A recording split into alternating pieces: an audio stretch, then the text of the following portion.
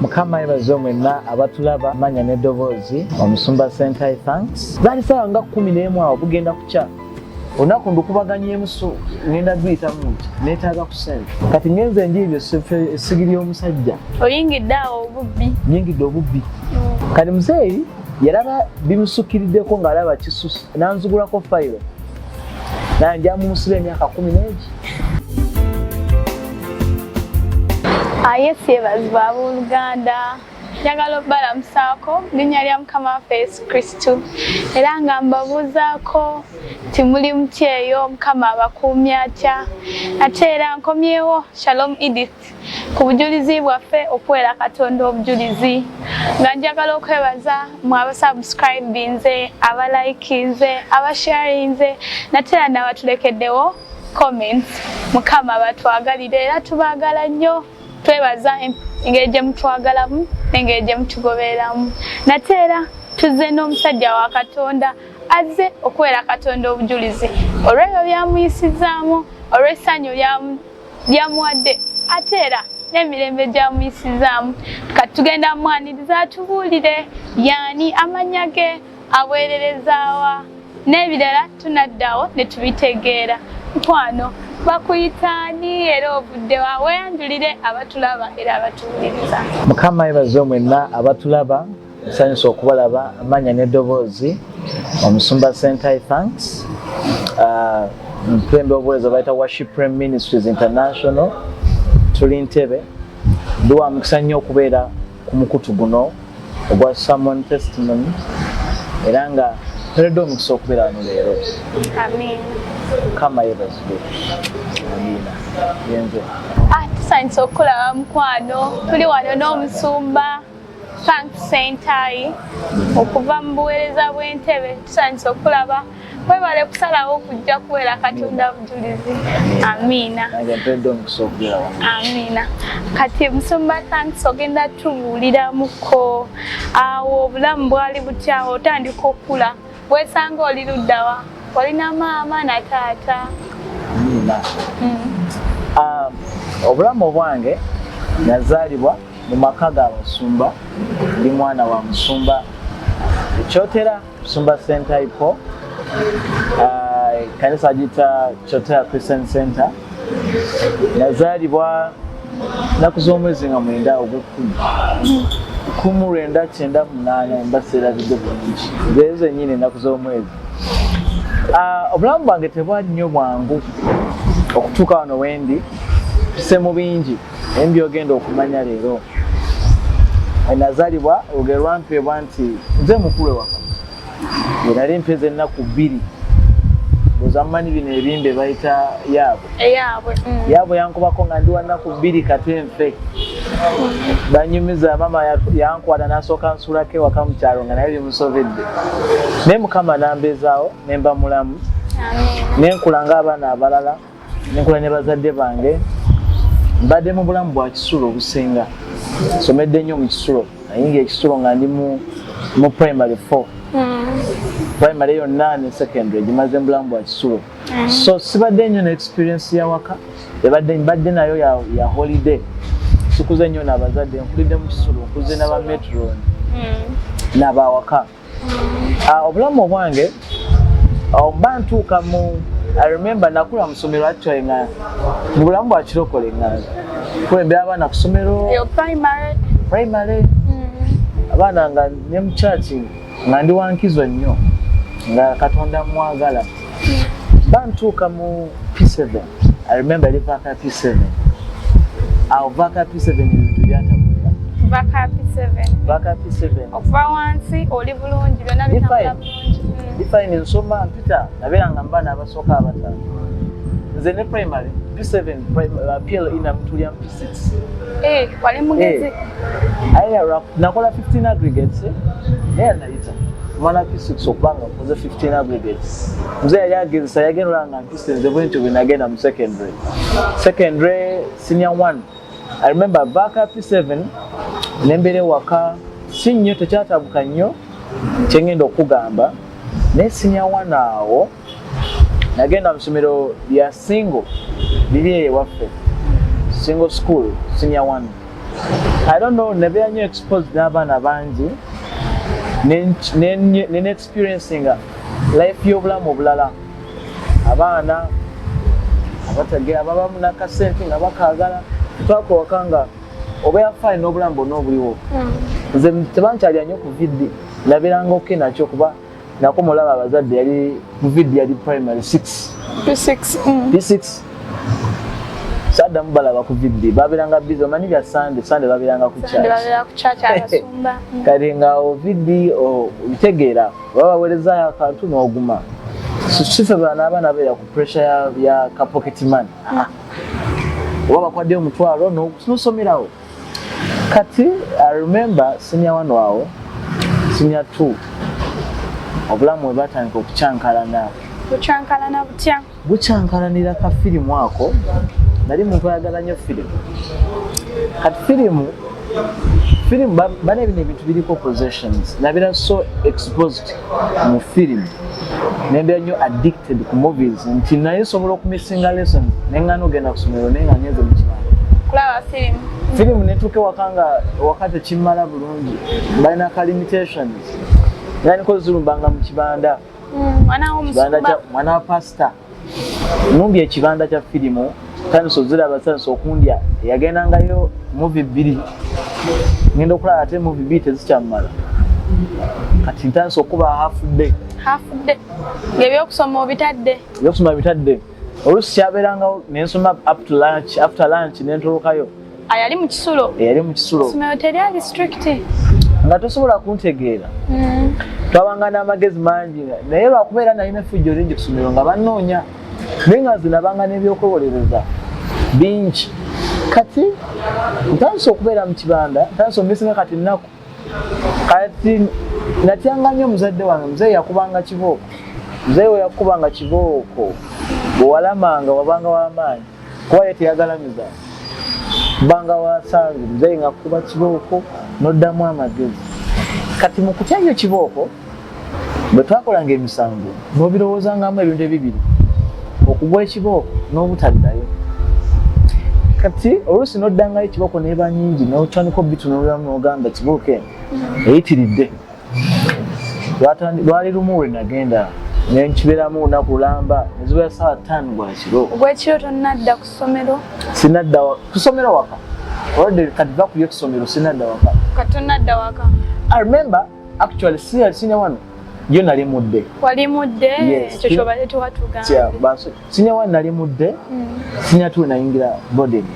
Kati mudde muno zinasomera amasomero agawera agawera oba omukaaga mu secondary just A level agawera omukaaga kubanga banga budde mu suspension zifuka suspension sumuzeeyi nekimitirako essomero linasooka sinano enabagambira single then sinali samalako second term nengenda kusomera eddala yaliraanyawo mu senior 1 second term ogenze kusomera eddala third term negwako ne bankyusiza essomero eddala third term ya senior 1 ogenze kusomerera eddala eryakusatu nalero ngisomyeko naye ng'olwo ki ekigobye okugenda kwaga amasomero ki ekikukyusiza amasomero bwe mba nga sitolose nina gwenkubye engumyawo okusomera effujjo lyali lingi lya buli kika naye nga ndi mwana wa muso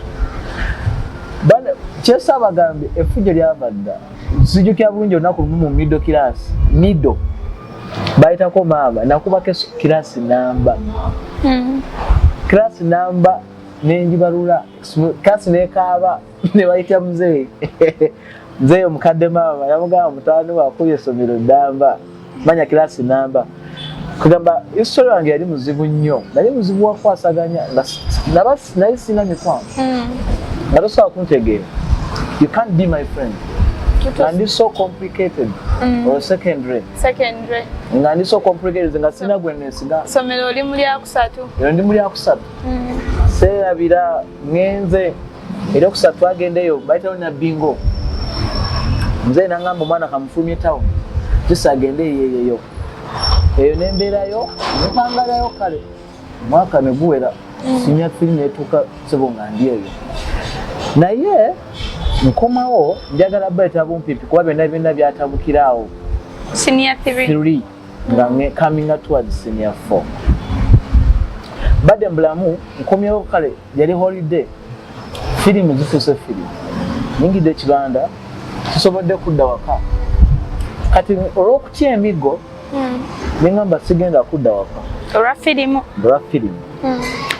eŋŋamba kati nonya okunonya wengwa sealumu nze yampaako sente eza t-shirt gyali emitwalo gyali 10 njijjukira bulungi ezo nazikwata neŋŋamba zino tezigenda genda kusoma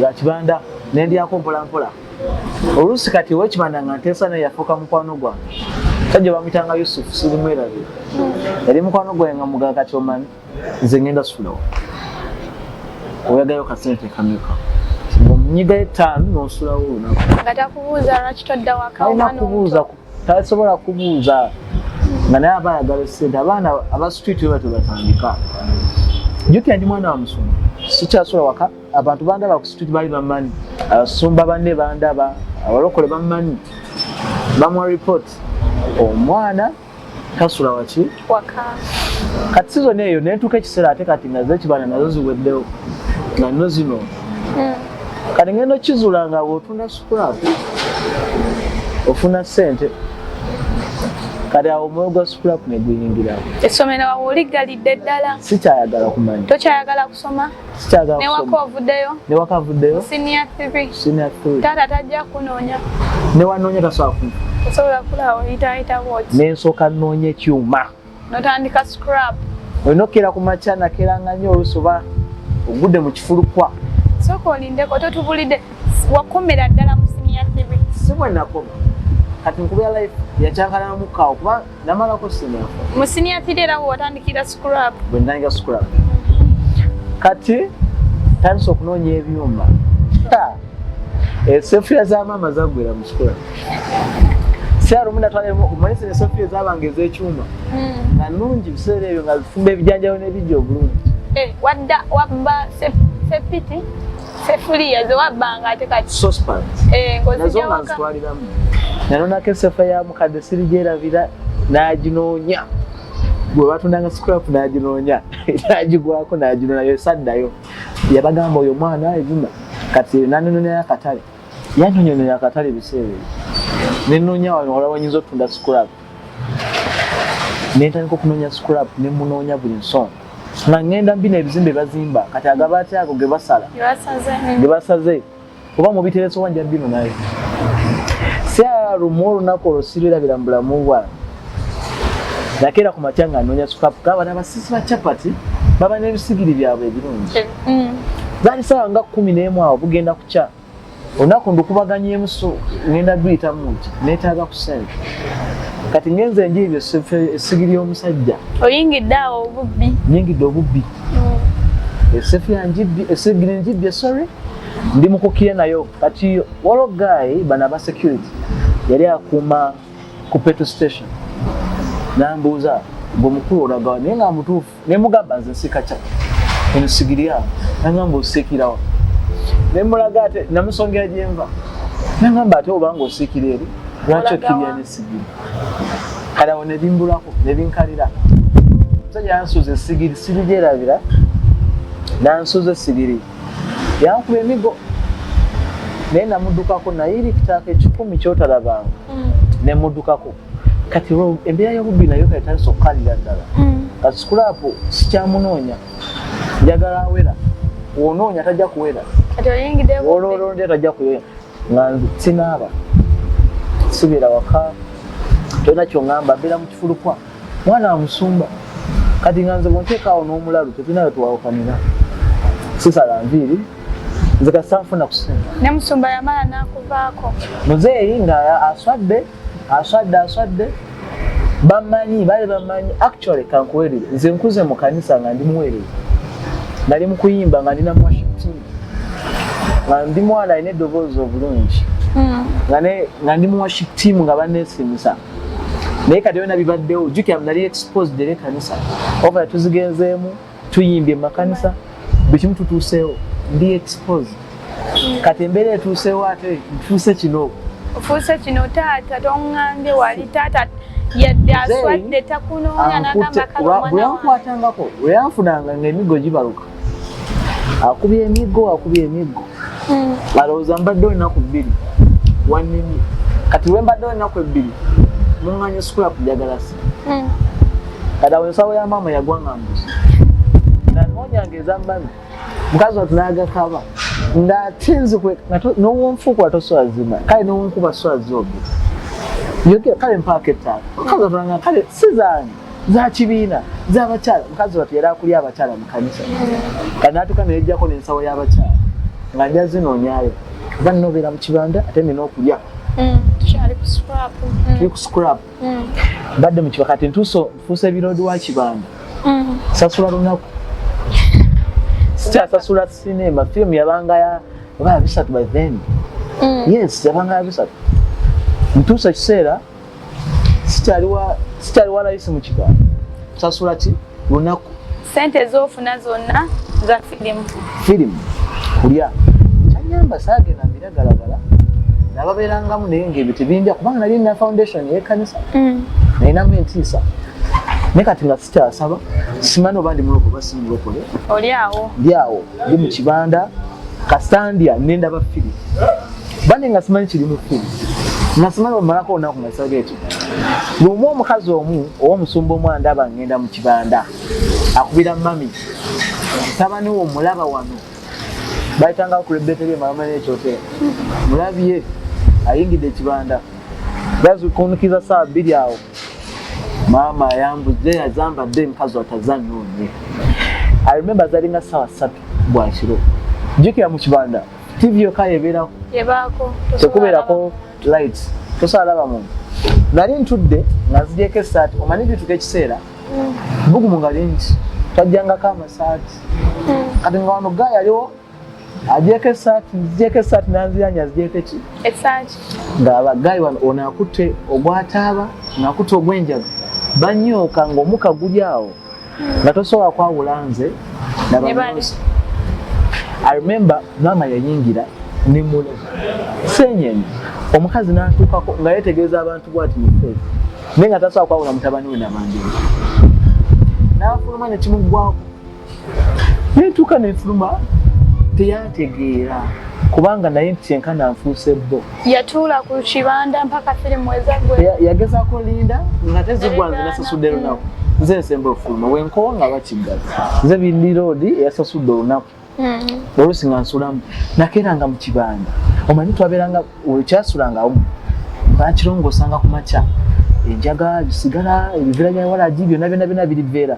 kati nze bwe nakeeranga ku makya jjukira nze mba njagala firimu ayambagamba kulongosa nga nalongoseza dde ekibanda kyanyiridde dda bategeko ki nga oba kusasula oba just olongo tosasula kubanga nzijala mutegeko TV ekyo kyabeerawo naye ebbanga ki kyabeerawo ebbanga kyenkana omwaka mulamba naffe kati oba wa university gibatadde ddiya I think it was a period of a full year kati okyasoma ebyosoma kyasoma kati muzeeyi yalaba bimusukiriddeko ng'alaba kisusu n'agenda ku poliisi n'ateesa ne OC n'agamba nina omwana owange njagala mumutwale campiringisa gye batwala abaana nanja mumutwale campiringisa n'agamba nanzugulako fayiro nanja mumusiba emyaka 15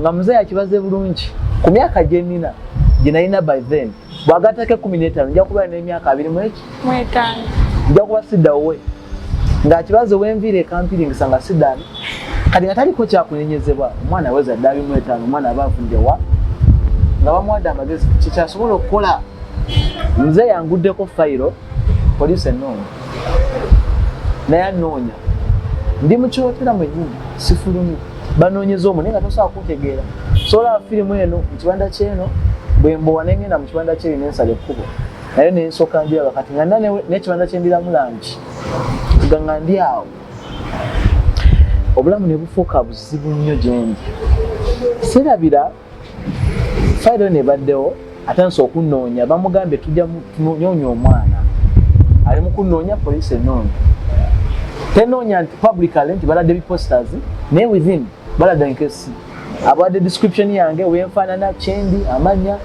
bansi okunnoonya ntandise ofuuka ekyo nange kati nze nga naye simanyi kyendi siri mulokole sindi mulokole sibitegeera nze ndaba obulamu bulinga obuli nnomo naye ate nga obulamu buli messed up ate nga kino kituuse ku baana babasumba bonna bangi wamukitegeera muzeeyi sira lunaku lumu anfuna kati kuno wejawunyira waliwo omukristaayo omu mu kanisa nayiriba epipa ye manyi zino pipa ez'ekyuma pipa y'omusajja nga yakyuma agisenyangamu amazzi kati nze kolo ebyuma byali bibuze funye kyali wange muggyeko eggaali nzikiriddeyo naye nga giraba dda pipa kazi otera alonda enkoko nga pipa gyakozesa okusena amazzi nkutte pipa ntikubbyemu emigere gye nsobola egonzegonzemu kati tadde ku ggaali gaali ogijjawa mukwano gwange mpadde eggaali funye kyali wange alina eggaali sibye pipa y'omusajja ngitwala naye babe bandaba ne bamukubira bina gutwala natwala pipa yo nabuuka kikomera kaali kageeti akatono nenzigulyamu munda wawe balekangayo kufulu bosooka okugulya munda bwe nafulumya pipa bwenziba mulokole amubba mwana wa pasita osogeza ku kitegere nga te omulokole asabira mu kanisa ya pasita pipa ngitutte ngitunze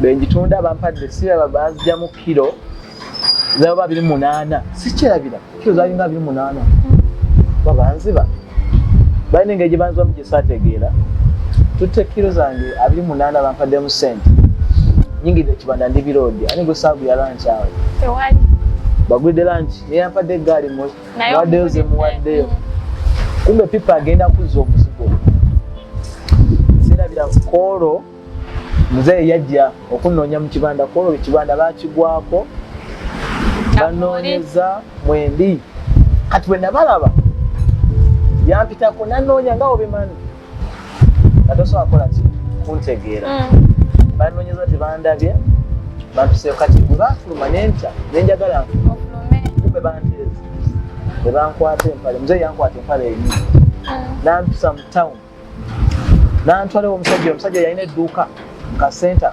yatunanga Kyakala ne bantwala emanju nankuba emigo nabambuza pipa eriwa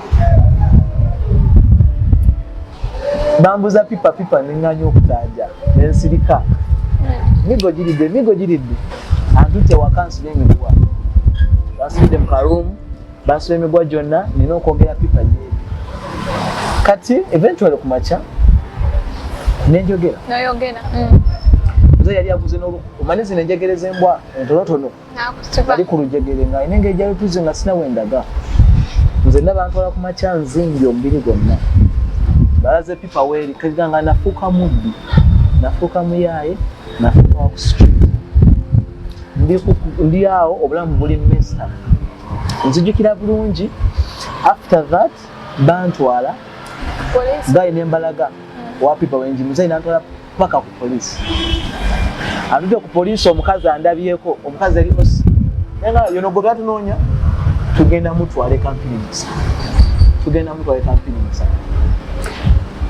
banayi awo nembala nti luwedde giwunye nga sina kyakola basayinize muzeeyi asayinize fayiro nga ngirabyeko asayinize emyaka 15 omwana bamutwala bagenda kuntwala kampinisa emyaka 15 n'amugamba emmotoka egeetwala abaana ejja nkya mutwale wakati tunawa tumusuza ebifo byonna bijjudde mutwale by then waliwo okwekalakaso kwaliwo nga ebifo obukomya bwonna bujjudde nga mutwale waka ekingi os'omukoma musibe ffe tulya kujja enkya tumunone kati wano wemponera ekkomero muzeeyi ansibye bwati bamisana ojike yatwala ku makya ku poliisi bamugambe asibewo by then maama yali agenzebwa ku kyaki nga waka bandese omu akutte asibidde kufulu yasiba mu kasitowa like enyumba yabangako akaluumu naye nga enyumba zabanga rentals ezawaka zabanga 2 kati emu ngaekolanga bedroom nakolanga sitting naye nga zazina obusitowa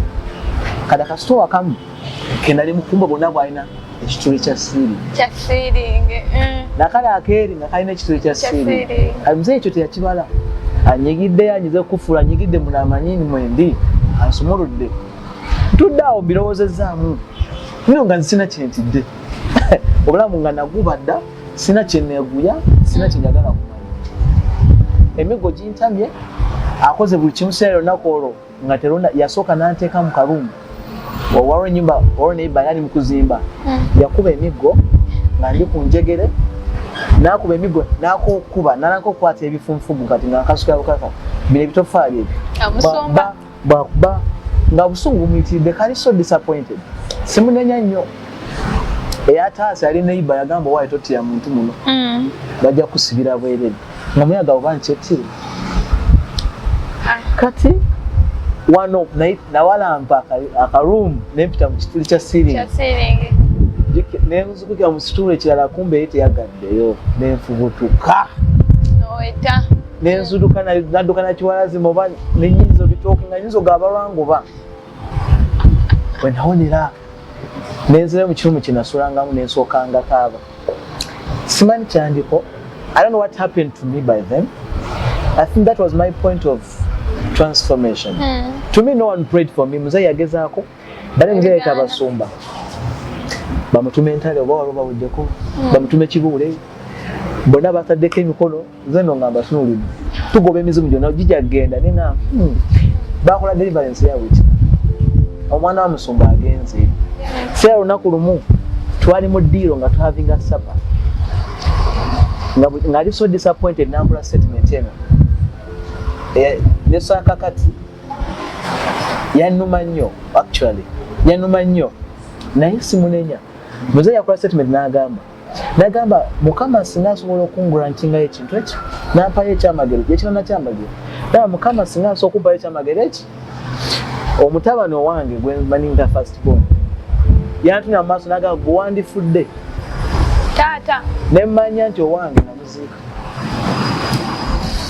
okusinga byempiseemu wandikutuse bukutusi nemanya nti omwana gwe nazaala yakolaki yafa ekyandimaze naye ku byempiseemu wandifuddewo maama yagakaaba okolomira omwana biki that word sank in my heart nabeera so disappointed nenkyawa abazadde nempya nga muzeyi antamu nga simwagala omuntu agala ofe bonna nembakyawa nga ne baganda bange sibagala. I remember by then nzuluse ndi mu kifulukwa buzibye at night the Lord visited me at night. That was my first experience in generalabira mukama. He came to me. I remember was nayintuddeawo nga gwa omwezi gwakabulungi nalina kabalaza k'ekiyumba ekyo kijjukira bulungi ne kakati bwenzirayo ku ennyumba yaggwa naye nentunula mu mulyango ogwo bwe nalabira mukama ogwasooka naye ntudde mulyango bwe nti ntudde nsirikiridde simanyi nenenkakaawo nga ndaba byempisiza mu bantu disappointment gyendi olwaleero nekyembadde ngendamu ekyekkomera bwengeri gyenkiwonyemu naye nga nalwo sinawona sinakakasa.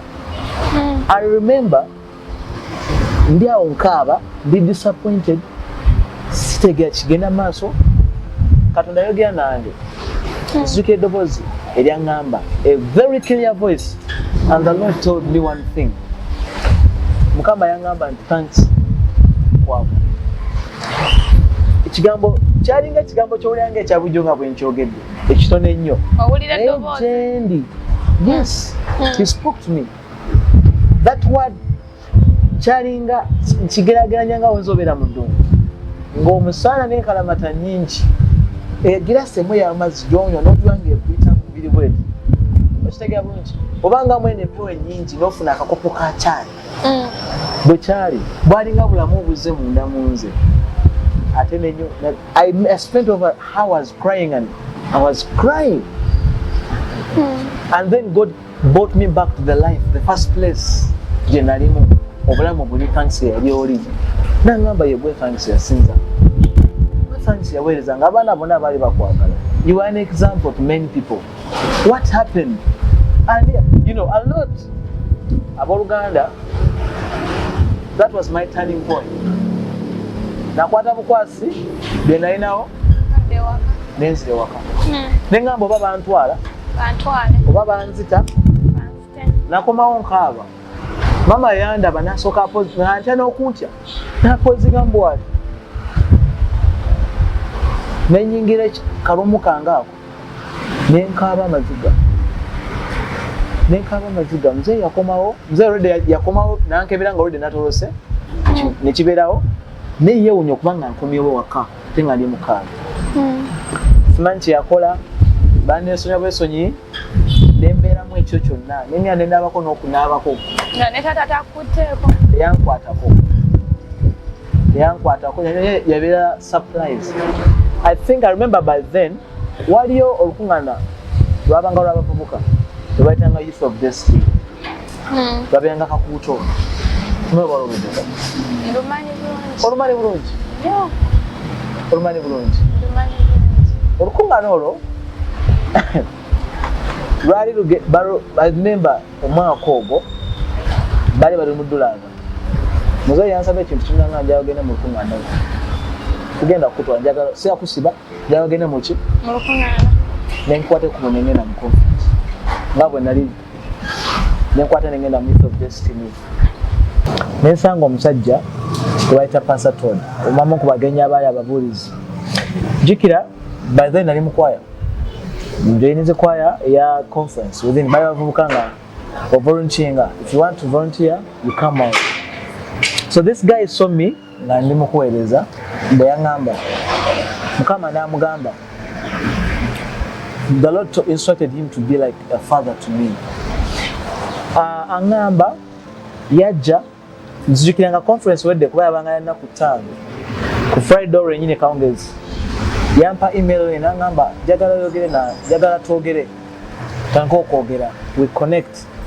I remember nzizeyo waka nfunye email obulamu bugenze buteerera mu Katonda ngenze nzira Budda nzira mu bujja like reconciling tanso obeere waka mpola mpola kati ekyewuunyisa ne sitaani mubi osi omukazi naye nk'okudimandinga muzeeyi omwana muleeti watusayiningisa fayiro wano nti omwana omutwala ekifo kyo weeki twagala mutwala muzeeyi n'abagamba mulindeko alanso babuzaabuza kuba naye ng'omuzadde alaba ntandisa okukola ki naye ng'omukazi alinga gwe baawenduddwe mukazi nga noonya mukazi amulemeddeko ffe twagala ebyo watusayiningisa fayiro olina omuleeta biki nekibeera kizibu nnyo naye to cut all story short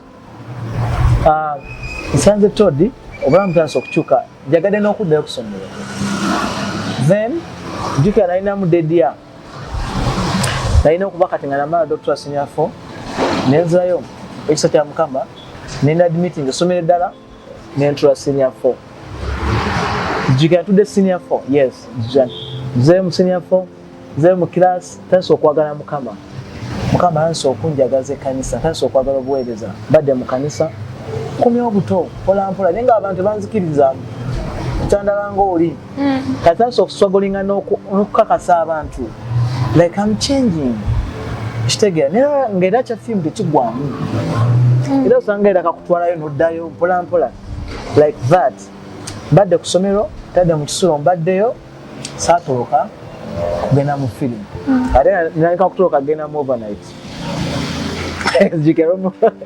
natolokanga muko nengenda mu overnight nga njagala Mukama I gained a certain hunger for God ngenze tandise okwagala Katonda ntolose ngenze mu overnight nkomyewo ekiro bwentyo mbadde mu bulamu obw'ekisulo omwaka ogwo mulamba nengoberemu nensoma nemmalako senior 4 mpola kati that is I think which way was that is it 20 I don't know 2019 I think some years ago I can't recall very well. Okay. I will let you know. To the senior 4 yange nze waka sasobola kwongerako oko by now right now I'm pursuing ndi mu Bible College ndi mukola diploma mu Bible College program ya teenage kati obulamu butandise okukyuka mpolampola thanks ntandise okukyuka era ebimu bitandise obita ebimu mpolampola byali bingi nga tewali agamba ngamba Katonda nga nkolamu omulimu yekka n'ebina biva ku nsonga egi Todd byajja mu bulamu bwange nayeko okwogera naye kintu kimu kyeyandeetera okutegeera oba okuexperiencinga ekitaali mu bataata bonna kinali missing nga tebayitanga okwagala. Jjukira nakunyumiziza okuva gye natandikira nti nsomedde mu kisulo sibadde nnyo nabaki n'abazadde obulamu bwe mbaddeho kati kibadde mu bwe mbadde ngaali mu holiday ndibadde kuyiriba. So I never had enough time. Era muzeeyi kino akyogera agamba nze omwana sikuze naye akulidde ku street. Nze saafuna mukisa wadde bw'oba olowooza nti buli alina abazadde akuze nabo n'abalina bombi mbalina naye saafuna nnyo love. So I was not so parented. I never had enough parenting as a son to the parents. Era nga bamanyi ndi loss. I was not even counted as a gain. I was a loss. Naye Mukama nanyamba nembeera muweereza nenkula nenkyusibwa mpola. Sijja kukulisa nnyo obulamu bukyuse Mukama atandise okumpita kulwobuweereza. Nzijukira okuyitibwa kuno kwendi ng'omusumba kwatandikira si mu myaka mingi covid yatandikira. I think wewe yasookera ddala sanze mikwano ezinjagasiza Mukama wala omusajja omu gwe njagala owera obujulizi ne kakati bamuyita Farouk mubuulizi wa njiri Words of Revival. Nvubuka nga nze musajja yansanga ekyoteranga ndi awo nina ennyonta ya Katonda nina ennyonta y'ekigambo naye nga sikitegeera nanjagasisa Mukama nansomesa ekigambo nanfaako nempuya nga ate nempiki nga kibayita hunger and thirst of loving God. You know, I gained that hunger.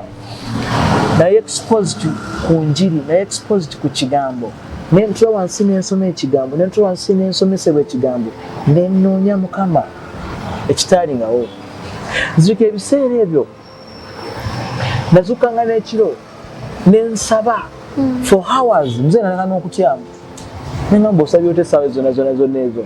I could pray for like 2 hours, 3 hours, speaking in tongues. Something was built in me. Nenanga okubanga ndi pregnant of something, a vision of God in me.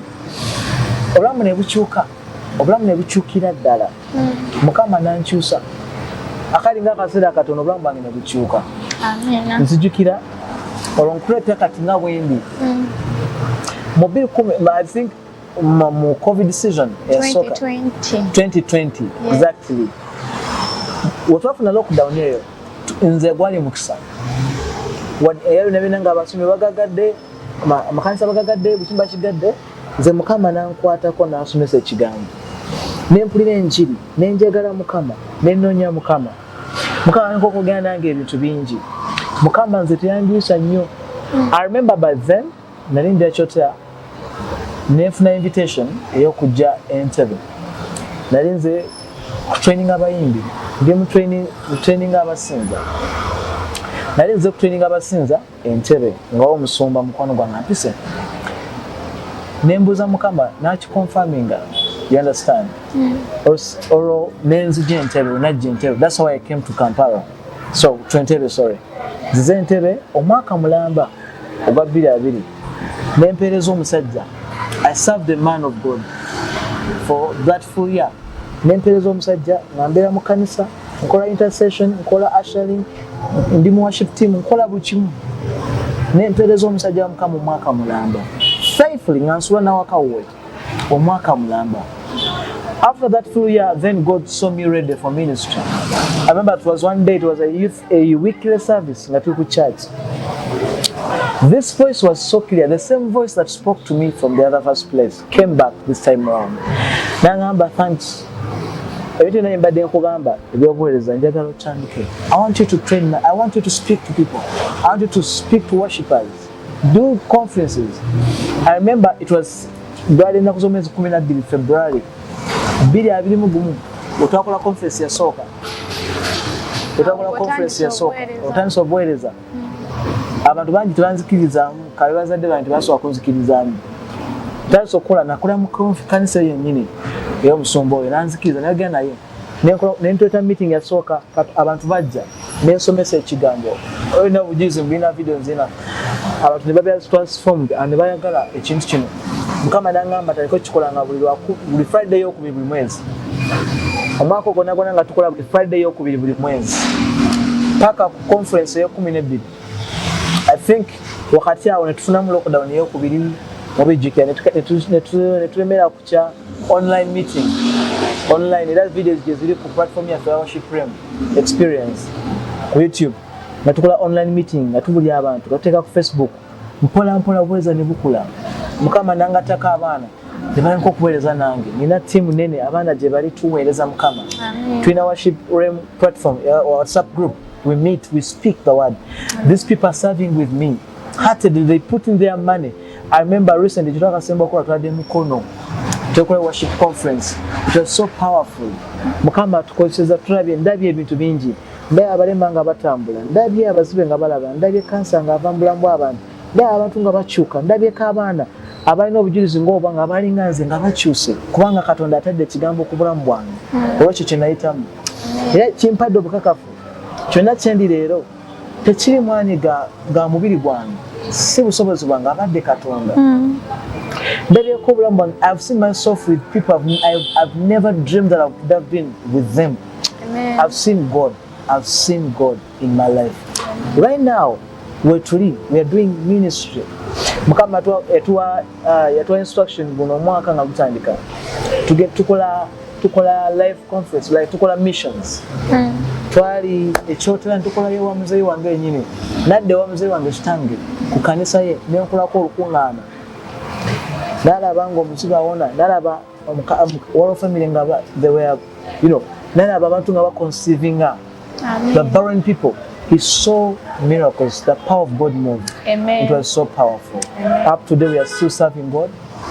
I'm still serving God. I'm still standing. Amen. Not by power, not by mighty, but by His Spirit.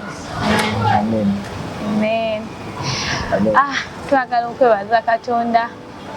Olw'omusumba Katonda gw'atuleetedde. Pastor thanks. Twebaza Mukama olw'olugendo lwamutambuza tebibadde byanga bwe twabiwulira mu kusooka naye Katonda bw'aba yakumanya still ekiseera kituuka n'akola ki n'akusembeza eddoboozi limu lye wawulira lye lyaleeta okukyuka kwe konna konna nate era buno obujulizi bugenda eri abazadde si basumba bokka abaana tweyongere obbasabira abaana tweyongere bw'omulaba ng'ayina bingi ebimututte omuggo si kyekikola kyokka but saba musabire oyongere okumwagala musumba atugambye ekyali kibulako ku bulamu bwe kwali kwagalwa bazadde twagala abaana baffe ate tukibalage nti tubaagala n'ebigambo ebimu bye twogera ng'abazadde birina omwana gwe byafectinga ekigambo taata wa pasita kyeyamugamba kyasigala kimuhontinga nga kimulumiriza so yadde omwana atunyiizizza beerako n'ebigambo by'oziyiza akamwa kokola ki okwogera abazadde n'obujulizi bwammwe kyekimu n'ababadde baweddemu essuubi ng'olina okuyitibwa okw'enjawulo katugenda kwaniriza omusumba waffe thanks abeeko kyagamba ali eyo omwana w'omusumba abadde waweddemu amaanyi ali addicted mu bintu by'enjawulo ono yali addicted ku firimu nange njagala okwebaza omuzadde wange my spiritual parents baŋŋaana firimu nga ndi muto paka kati sizitwalira nnyo budde naye kamwaniza akawoko kyagamba gw'atuwuliriza oyo omwana atuwuliriza omuzadde naawe owe omwana wo akakisa akalaba obujulizi bwa omusumba anaweebwa omukisa era anakyusibwa tukwaniriza obeeko kyogamba nga tumaliriza kyesaabagambye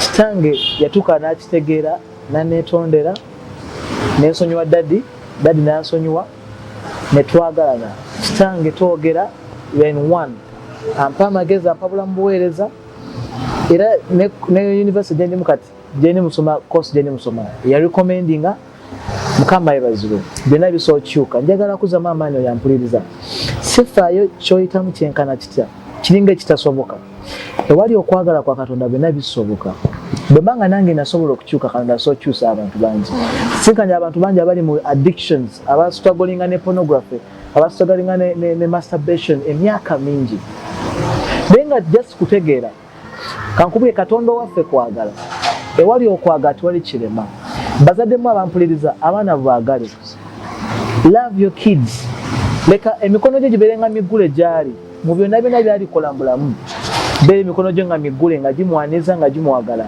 leka ekkanisa eddemu eyagala abantu. Omuntu wakola ensobi efaanana etya, ekkanisa erina okuba nga nzigule eri buli muntu yenna. Teri muntu munene nnyo ayinza kusobya nnyo nga tasobola kwagalwa. Naawe Katonda akwagala, buli omu asaana okwagalwa. Ekigambo ky'ensubako essira kiri kwagala. Ewali okwagala byonna bikyuka. Njagala okuzzamu amaanyi Katonda akwagala awatali nsonga yonna. His love is not limited. He loves you.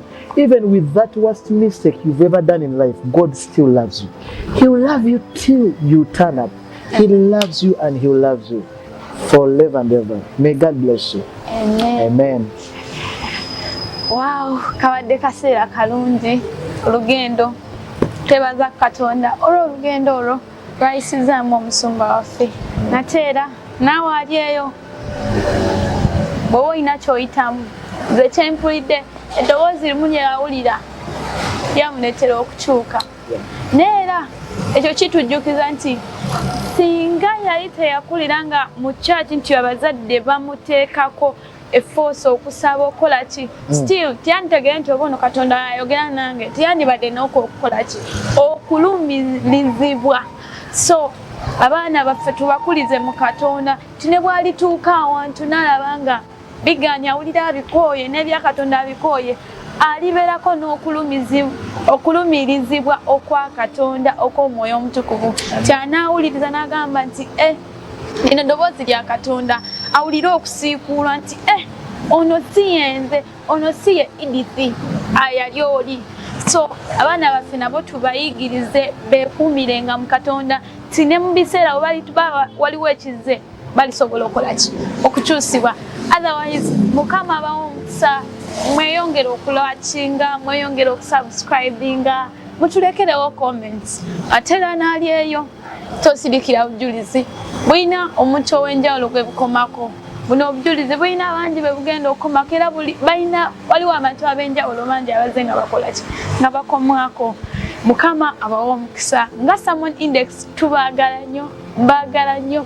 Ffenna nga family ya Salmon Index ate wamu ne My Testimony tubaagala nnyo. Tweyongere okuweera Katonda obujulizi. Tusinkane ku Sunday ejja, kaseera ke kamu. Mukama abawa omukisa.